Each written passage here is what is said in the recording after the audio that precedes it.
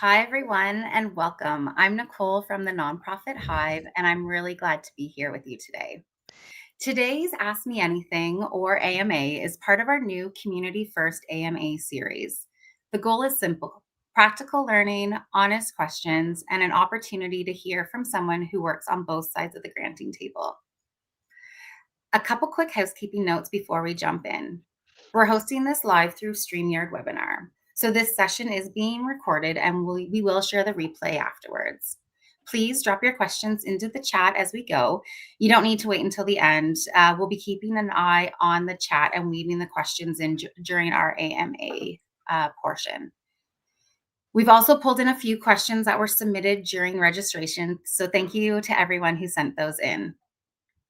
Today's session is called Inside the Grantmaker's Brain: What Funders Really Look For, with Matt Cherry from my nonprofit advisor. The format today is simple. Matt will kick us off with a short learning segment. I'll guide a few curated questions, then we'll open it up to live questions. And just as a reminder, this is a facilitated community first conversation. We're here to learn, so please add your questions to that chat. Matt, I'm really excited for this one. Thank you so much for being here. So Matt brings a really valuable perspective because he's worked on both sides of the grant table, leading grant seeking strategy for nonprofits and participating in grant making decisions. He currently serves as president of Peak Grant Making North Carolina, and through my nonprofit advisor, helps nonprofits strengthen funding strategy, communications, and positioning so their applications are clearer, more persuasive, and more aligned with how funding decisions are actually made. Matt, I'll hand it over to you. Thank you, Nicole, and thank you to you and the Nonprofit Hive for hosting today. Thank you to everyone for joining us. As Nicole said, across my career, I have straddled both sides of the divide between philanthropy and nonprofits. Working for nonprofits, I've applied for hundreds of grants, but I've also reviewed more than hundreds, possibly 1,000 applications while I have been working for grant makers. So I have a good handle on both sides. And I know that philanthropists and nonprofits have a great deal in common. They are people who care passionately about social issues and making the world a better place. They're also just regular folks juggling a lot of competing priorities and sometimes even contradictory demands. But I've also learned that there are a lot of misconceptions on both sides, but especially from nonprofits trying to understand some of the internal realities of grant makers. So today I want to try something a little different. Instead of focusing on the usual topic of how to write a good proposal, I want to focus on how proposals are actually read by the grant maker. Because once you understand what's happening inside the foundation, what pressures program officers are under, how decisions get made, it changes your approach to grant writing and foundation relationships. So my goal is simple: to help you build proposals that are not just strong descriptions of your project, but that make it easy for a foundation to say yes. Next slide, please, Nicole. Now here's some context most applicants don't see. The program officers who manage your application are often managing anywhere from 75 to 100, even 150 active grants at a time. That's the number of funded grants. The number of applications that they review may be 10 times the number funded. So they don't have the time to deeply investigate every proposal. They don't have a time to second guess what you're trying to say or to look into it in great detail, which means a lot of their decision making is about reducing risk. They're asking themselves, sometimes very quickly, is this a grant that will work? So even before looking at innovation or impact or any of the other metrics that they say are important to them, they're doing an even more basic gut check. Does this feel feasible? Does it feel thought through? Does it feel like something that will succeed without creating problems later, specifically creating problems for the program officer who will be managing the grant as it goes through the post approval process? That's the lens your proposal is being read through. And if they have doubts about any of these things, with so many other applications to review, they're rarely going to spend time trying to change their minds. They're just going to move on to the next proposal. Next slide, please, Nicole. Here's another thing. Your proposal has to fly inside the foundation, because the proposals don't just sit with the program officer. They don't just sit with one person. They have to usually advocate for your grant internally to colleagues, to leadership, to a board. And often they're not presenting your full proposal. They're summarizing it, sometimes in a paragraph, sometimes in just a single sentence. So they're asking themselves, can I explain this clearly and confidently? If your proposal is complicated or hard to follow, or just trying to do way too much, it becomes very difficult to champion internally. Even if the program officer believes in what you're trying to do, it just becomes untenable for them to promote your proposal over other simpler, more direct proposals they're also reviewing. So the strongest proposals are the ones that are clear, focused, and easy to explain, because those are the ones that move forward inside the foundation with less friction and less work. Next slide, please. So even when a grant is framed around a specific project, funders are always evaluating the organization behind it. They're looking, sometimes quietly, for signals like, is the leadership stable? Is the budget realistic for that organization? Not just for the project, but for the organization. And have they delivered on similar work before? Have they done projects that are similar, or have they shown the capacity and the subject matter expertise to extend to this new project?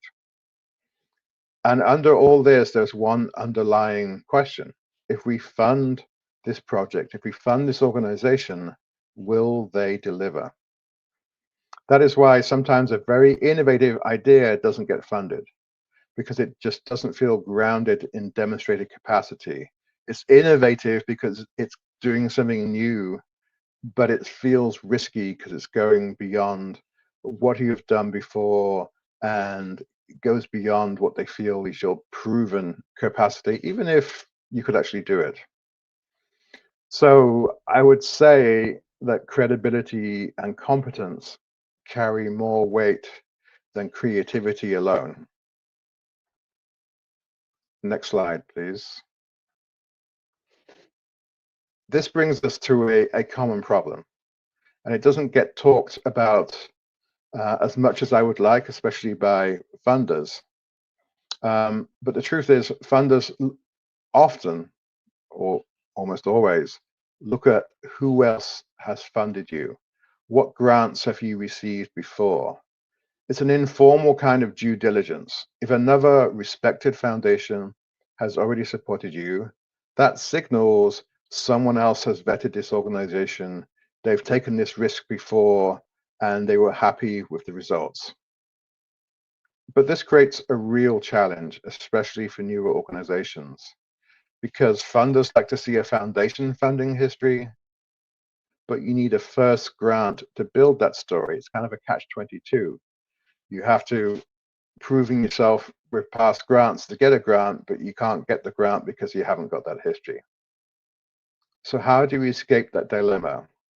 One approach is to make that first grant feel like a very safe, low-risk entry point. Propose something clearly achievable that plays to your strengths. Ask for a manageable amount. Don't ask, if there's a grant range of 5,000 to 50,000, for your first time, ask for 5,000, not 50. Make it a easy ask for them, a low risk ask. And finally, try to demonstrate competence through your results or leadership. And in particular, and this is a strategy that I feel is too often overlooked, is look for partnerships. First of all, funders love collaboration between nonprofits. They just like to see organizations coming together to tackle a common problem. But it is especially valuable if you can partner with an organization that already has a track record with funders, because you're essentially borrowing that partner's credibility. And based on personal experience doing this as an applicant, sometimes going for an organization to partner with who is almost the same as you doesn't always work because they feel like there's some competition there. It's often better to find a partner that overlaps with you, but where you bring unique skills and a different approach. That way they see you as a valuable partner who complements them rather than potential competition. The other thing is, if you're going to partner as a way of getting your first grant, if you're a less experienced organization, you have to accept that you will be the junior partner. Even if that means doing more of the work, taking less of the money, and getting less of the credit, you're using this as an opportunity to build your reputation, and you may be taking on more of the work because, as I said, you're sort of borrowing the credibility of your partner organization. And from a funder's perspective, all of this reduces the risk. They can think, we trust this lead organization and they're bringing in this partner, so we trust them to have vetted this partner and to help them deliver a successful proposal. That can be a very powerful way to get your foot in the door and start building your own funding history, which then gives you the freedom to go out and apply for grants by yourself. Next slide, please. So given all of those factors, what can you actually control? I like to boil it down to 4 things. The strongest proposals make these 4 things very clear to the reviewer. Clarity, I understand exactly what this is. Credibility, I believe this organization can do it. Feasibility, this feels achievable and low risk. And responsiveness, this fits with what we care about and what we asked for. If those 4 things are clear, the proposal becomes much, much easier to fund. And really, everything we've talked about today comes back to one idea. Funders are trying to reduce uncertainty. The more your proposal does that, the more confident they feel saying yes. Okay, before I wrap up, I wanted to leave you with something practical you can use right away. So we created a 1-page checklist based on how funders are actually thinking when they review proposals. It's essentially a quick way to pressure test your application before you submit. So if you take nothing else from today, I'd encourage you to run your next proposal through these 4 questions: clarity, credibility, feasibility, and responsiveness. And ask yourself, would this feel like a safe, compelling grant to fund? Because that is the lens on the other side of the table. Thank you. If I can call back Nicole and see if we have some questions. Absolutely. Thanks so much, Matt. That was super helpful. I think there's a lot of things that you've already shared that people are starting to really connect into their own work. So that was really useful. I also just want to share that I did put the link to the free resource that you provided here in the chat. So please do take a peek at that. It's a free grant application guide. So it's a super useful tool for anybody who's interested.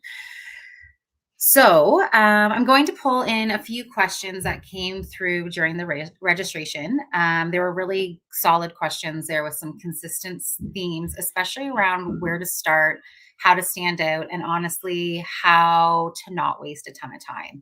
So before we jump in, I did share the guide, so I just wanted to flag that again. But I'm curious. What are the easiest grants to get, especially if you don't have a history of grants? That's a great question. And I have to be honest, there's no easy, simple grants out there. There's no easy button for getting grants.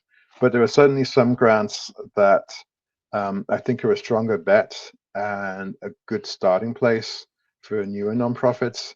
And in particular, those tend to be grants from local businesses or the foundations attached to businesses. So if you have a major corporate headquarters in your backyard, um, check out their organization because they will often provide funding to local nonprofits. They may have a foundation that does that. They may have a way to promote you to their employees who can gift you with matching grants.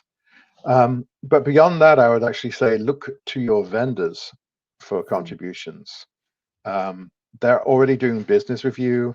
Most medium to large size business um, get benefits, get tax deductions for giving to their community. They also see it as a marketing opportunity to get their name out as doing good work.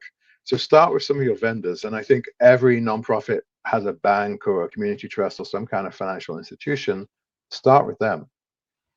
Go to them and explain what you're doing and ask them if they can support you. And as with all of these things, don't start with a too ambitious an ask. Make it easy for them. So just ask them for even $1,000, because then you've got not just the money, but a track record of receiving that grant, and you can go back to them in future years. But you can also go to other foundations, other businesses, and sort of point to that as evidence that you're considered trustworthy.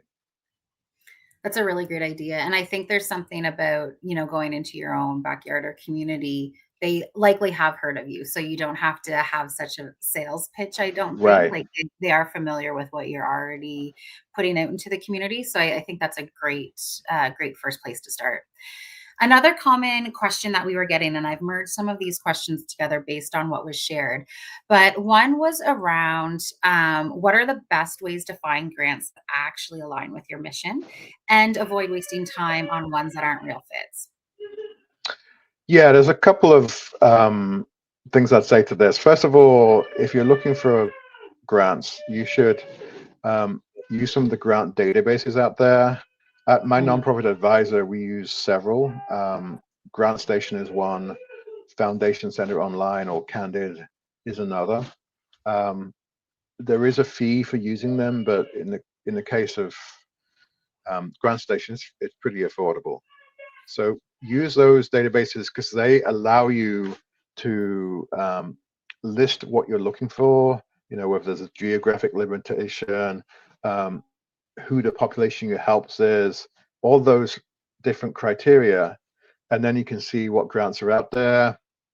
And they'll give you information not just on what the foundation says it's looking for, but also details about their past grants and how much they give out each year, what the average size is. So you can really help find opportunities and tailor your ask to their reality. You can also use that to avoid wasting time. If you see that they're not funding organizations like yours, if you don't fit all their criteria, um, it's probably best not to bother applying. I know a lot of grant writers, a lot of organizations like to take a what I call a spray and pray approach. They think the more you send out, the more chances you have of succeeding.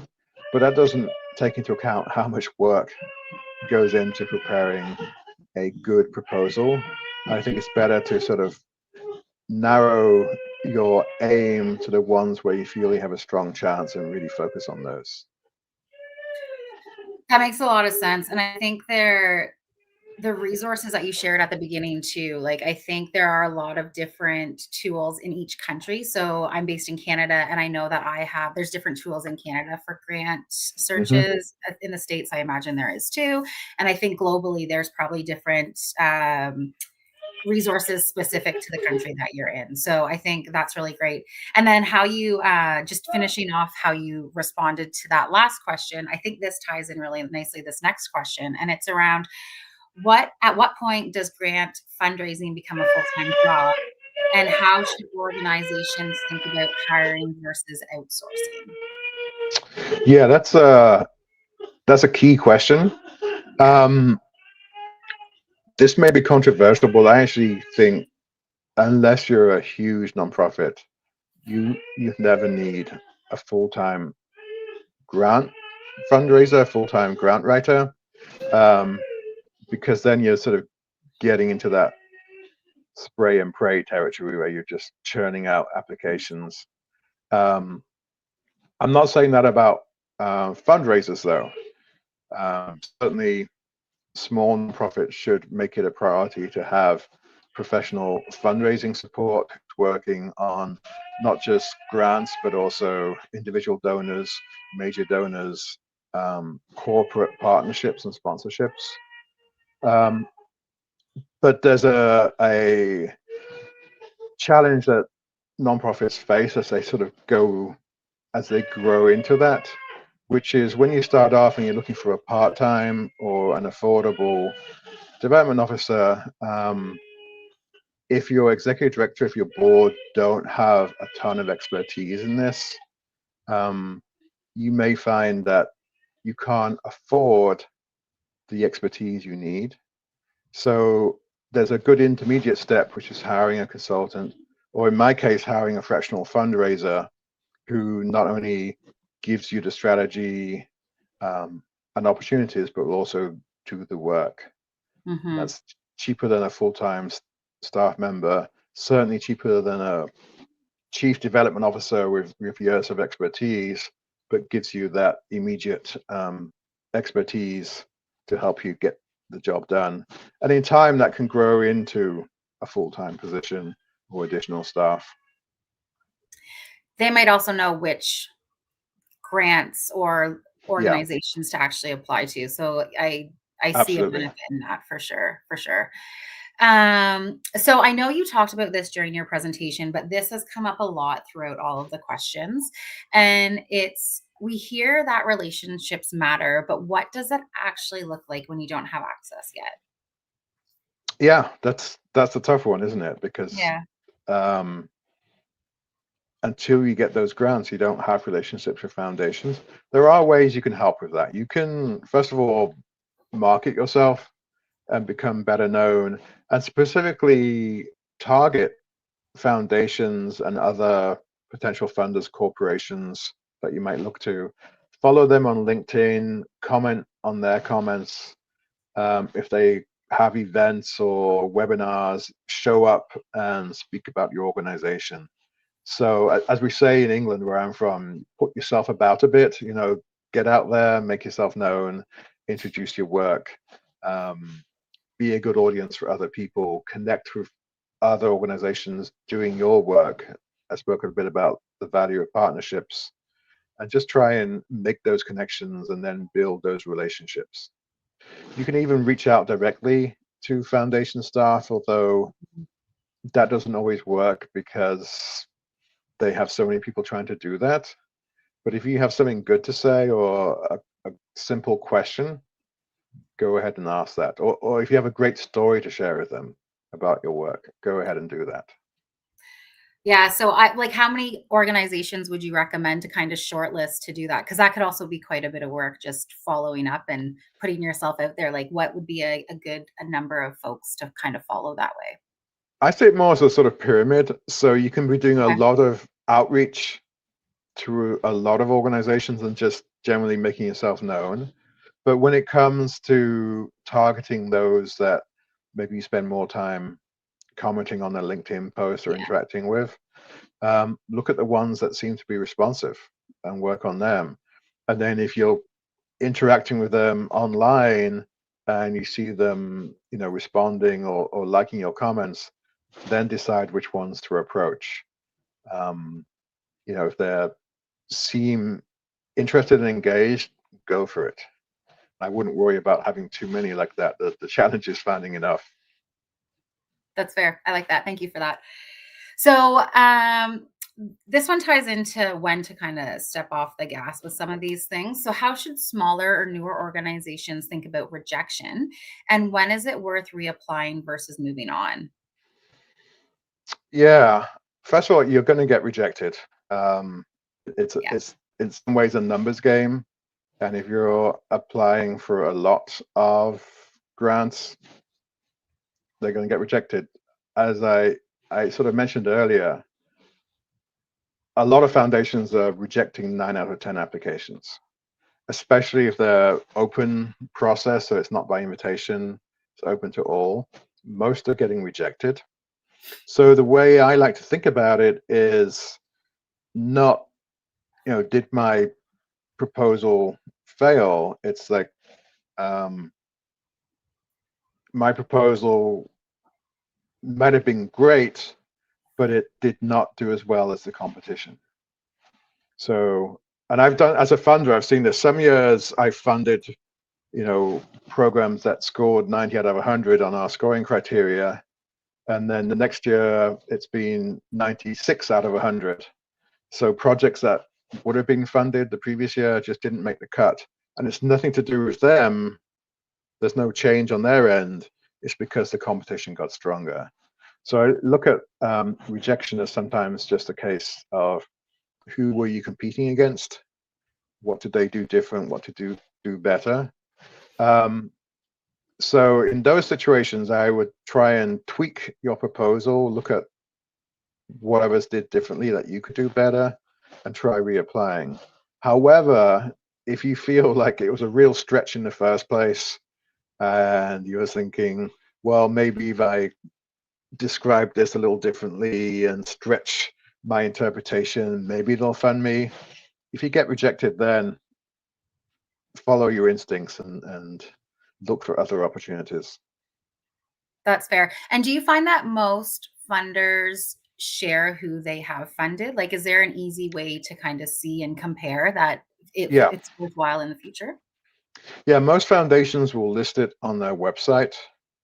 There are some smaller foundations, particularly legacy foundations, that may not actually have a good website or even a staff. It's just a board of volunteers giving out the money. So they're harder to find the information on their website. But if you're using some of these foundation databases, you can also see there who they have funded. I mean, it's good if foundations announce at the end of the cycle on their website Yeah. everyone they funded, but unfortunately, not everyone does that. But I'd say the majority do. Good. That's good to know. Okay, and then the last question that I have for this portion before we go to the audience, and this came in a lot, and I'm seeing it in the comments today as well. With AI shifting funding models, what's changing in how funders evaluate proposals, and how can nonprofits adapt without losing their authenticity? I've seen some crazy stats that some of the funders only look at applications for like 1 to 2 minutes, and I'm just Yeah. before they say yes or no, and I'm just curious how does AI play into that, and how do you stand out? Yeah, that's a great question. As you mentioned, I'm the president of Peak Grant Making Northern California, which brings together a lot of grant making professionals. And AI is a constant topic of discussion. Sure. The good news is I feared that a lot of foundations would start acting like big employers. Employers will put out a job advert and they'll use AI to screen it. So they're just looking at keywords and not looking at the human being, and then you get rejected because you didn't hit enough buzzwords. I was afraid that foundations might start doing that with AI, but I haven't seen that. Instead, what I've seen is that they're actually limiting who can apply more. So they're doing less Mm. open to all requests for proposals and more by invitation only. So they're sort of reducing the workload that way rather than using AI to screen it. But AI is changing so quickly that we may see some of those steps. The other thing is AI is a huge benefit to you as a grant applicant. At my nonprofit advisor, we actually created our own grant writing app, which actually has different personas. It has a storyteller persona and a metrics person, and these different angles that you can sort of turn up and down when creating a proposal, and it doesn't replace the human being, it just supplements them, and it sort of makes the individuals doing the grant application is more of a team leader, where the team is AI, but they're still like head editor or head of the team making those decisions. But it speeds up all of the work of like the boilerplate stuff you get in every application about the background of the organization, blah, blah, blah. It also helps with adapting a standard proposal to the specific language and terminology of that grant. So it's always good to reflect back at the foundation, the terms they're using as to what they're looking for.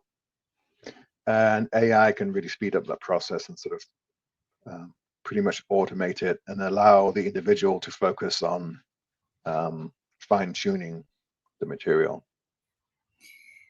Yeah, that's completely fair. And something you said at the beginning where a lot of funders are starting to pull in or like do invitation only. I think that just highlights the importance of starting to build those relationships and see who's interested in actually or commenting on any of your comments on LinkedIn or things like that. So just building those relationships, I think, is Yeah, crucial to kind of to get highlighted or to get noticed. absolutely. I complain to grant makers about this because I feel it's a real danger for the whole sector that you're not allowing new ideas and new organizations. But so far, I'm not seeing, if anything, there's a continuing move away from open applications, That's which is, fair. I think, is a shame. Yeah, it understandably. So I'm going to go to some of the questions that we're getting from the audience right now. And the first one is from C. Randa. And they'd love to understand what kind of pre-application or post-application communications with granting bodies are helpful to be successful without feeling too pushy or spammy. Yeah, that is a fine balance because you're approaching very busy people and they're used to a lot of people. As a grant maker, you get to be treated very specially. It's not an equal relationship. People suck up to us. People flatter us even if we don't deserve it. And a lot of people approach us, so there's a hesitancy amongst program officers to be too open. But I think it's still worth reaching out and just saying you're thinking of applying and tell them why. And a lot of the grant process is sort of comes down to hard facts and metrics and organizational history. But if you want to make a brief start an encounter with a program officer, start with a really great story. Tell them your best success story, and then say, is this something that would be appropriate to apply for a grant for? And I think you'll get more responses that way. And if they say no, then I don't think you're losing out because you can still go ahead and try to apply. If they ignore you, they ignore you, but they're guaranteed to ignore you if you don't reach out in the first place. So you'd recommend doing some outreach? Yeah. Yeah, if it's a straightforward application process, you don't have to, but I don't think it hurts to just reach out and say, hey, I'm thinking of doing this. Cool. When the last foundation I worked at, we actually changed our system to do what we called front porch calls, which means we would have people could book half an hour with the grant team and just discuss their project. Because from our perspective, it makes our job easier as a grant maker if you know what we want, and we can talk that through. A lot of the grant process is second guessing. Like, I think this is what they're looking for, so I'm going to represent this project in a certain way, or I'm going to design a different project because this seems to be their criteria. And sometimes when you talk to the grant maker, they're like, actually, no. Keep doing what you're doing, but do this one thing differently, or why don't you try applying for this because we think it's time for that to happen and no one else is doing it. So it's certainly worth um, asking those questions. That's super helpful. I've been on some of those front porch discussions, and they absolutely helped me decide if I was going to apply or not, for Right. sure. Yeah. And sometimes sometimes we talk to them and say no. And we had a feedback process, and we got so much praise from people we rejected because they were like, "Well, thank you for telling me up front before I spent 5 hours doing a grant proposal." Honestly, because that feels like Yeah. too much work. The next question's from John, and he's wondering, should partnerships and grant applications have an MOU, and should they have a history? Not just be brand new partnerships, but together for this grant. Or like, do they need proof for it to work? I think an MOU is important because it shows, first of all, it helps you with your partner. It makes explicit what may be implicit in who does what. And secondly, it certainly helps with the application because it shows it's a formal relationship, not just informal. And if you're divvying up that grant between the two of you and you're divvying up the work between the two of you, you really need to have that written down. And the person assessing the grant wants to see what that relationship is, what the division of labor is. Yeah, that makes a lot of sense. You definitely don't want to hurt a relationship that you're in a granting Yeah, partnership because that could there's one hurt a one project. caveat to that. Maybe if you're just doing a letter of inquiry, which is like the initial step, or you're just calling up a foundation, um, you may have a relationship with the partner, but you may want to wait until you get some indication that it's going ahead with the grant to fully formalize it. But in general, I think it's good to start with at least an informal MOU before you do any outreach. That's smart. That's really smart. So we have another great question from Gail that ties back to some of the things you were speaking about earlier. So when managing a pass-through grant with flexible guidelines that require inclusion in community events, what documentation or reporting practices best demonstrates responsible stewardship to funders?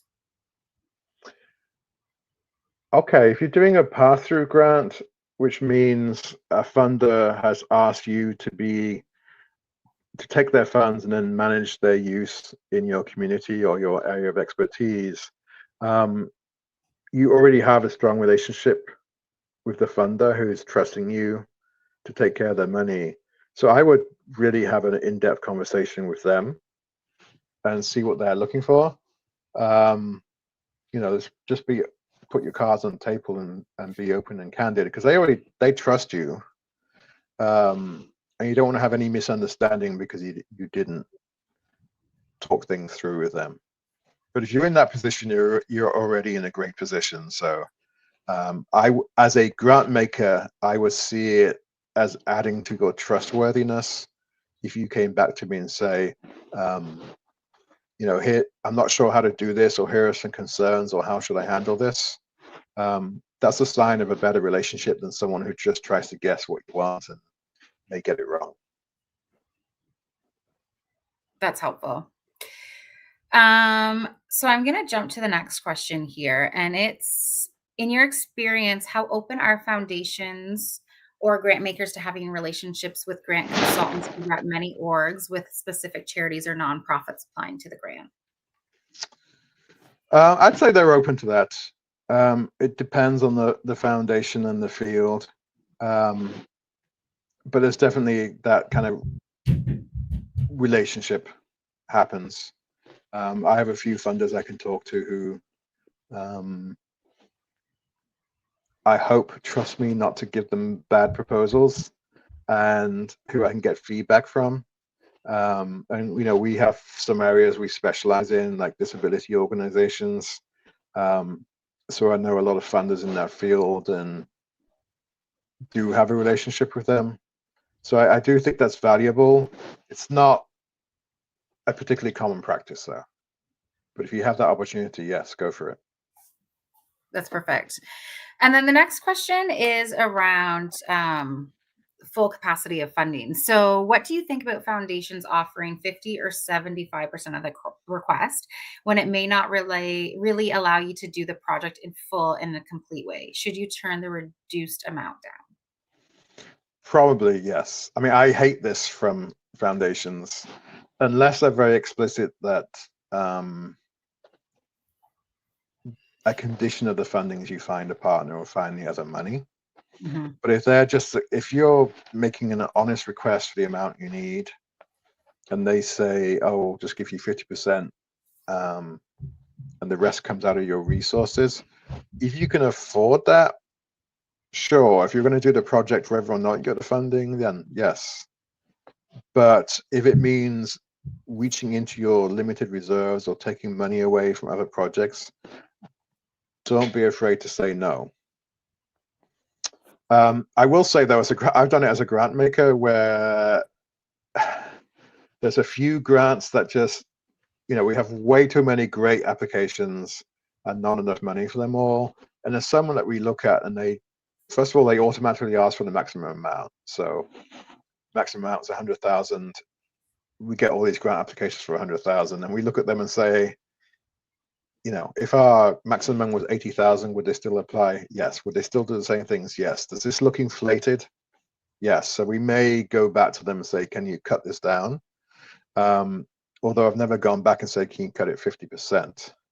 Unless it's cutting the project in half, but not saying do the same work for half the money. So there may be some negotiation there, but do not be afraid to say no if it's not a good fit. So this ties into like the financial component here. So when it's appropriate time, when is it an appropriate time to share your financial statements? They got a request to share at the first contact in order to determine whether they could provide funding. And then she asked for a meeting and received no response. So I would share them straight away. They will ask them sooner or later if they're a problem, it's better get it out of the way before you do a lot of work. Also, foundations have a way of looking at your financial returns. We can look at your 990 filed to the IRS in the US, for example. So that information isn't and shouldn't be secret. I guess if they want this year's financial statement and you haven't prepared it yet, you may want to say, well, is it worth the effort? But generally, I'd say just share it with them and give them whatever they want. that's fair. So we are coming to time, but I do have one last question. There's so many people on this call and who signed up for our nonprofit leaders who are trying to do 100 things at once. And if Mhm. there was one change they could make in their next grant application, what would that be to improve their odds? I will go back to my checklist and what I presented and say, keep it simple and make it easy for the foundation. And that may mean asking for less, but it also means doing something that is not too much of a stretch. Just don't be over ambitious. It's better to have 5 projects funded that aren't ambitious than sort of have a project that's twice as big and doesn't get funded. That's fair. Thank you so much, Matt. This was Thank very you. practical, honest, and really useful. So thank you. Thank you. Really appreciate it. Thank you. Great questions from everyone. I really enjoyed them. And feel free to look up mynonprofitadvisor.com or connect with me on LinkedIn. Amazing. And thank you everyone who joined us. Who brought such thoughtful questions. We will share the replay and resources afterwards again. And if today sparked any ideas for you, keep an eye on upcoming Hive events and AMAs, and please be sure to reach out to Matt. Thanks everyone. Thank you.